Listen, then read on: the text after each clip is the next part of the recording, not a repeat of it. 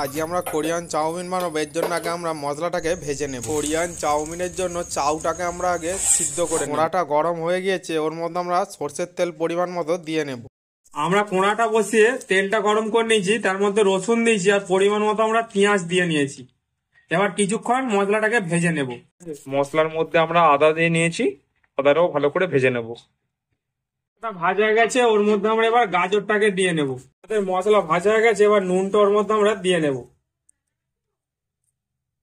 বাটির মধ্যে আমরা ধনেপাতা 1 চামচ দিয়ে নেব।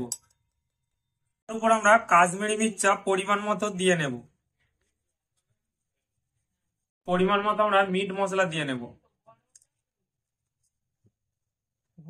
ভেজে রাখা মশলাটা আমরা ধনেপাতার উপর দিয়ে নেব। সিদ্ধ করে রাখা চাউমিনটা আমরা এবার সব মশলার উপর দিয়ে নেব। ভেজে রাখা মশলাটা আমরা এর উপরে পরিমাণ মতো ছড়িয়ে দেব। এর মধ্যে আমরা সোয়া সস দিয়ে নেব। এর মধ্যে আমরা পরিমাণ মতো সস দিয়ে নেব।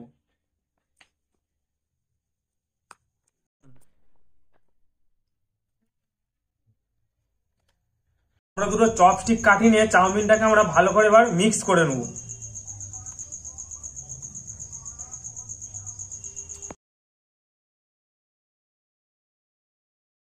আমাদের কোরিয়ান চাউমিনটা তৈরি হয়ে গেছে। ভিডিওটা যদি ভালো লাগে লাইক, কমেন্ট, শেয়ার আর সাবস্ক্রাইব করবেন।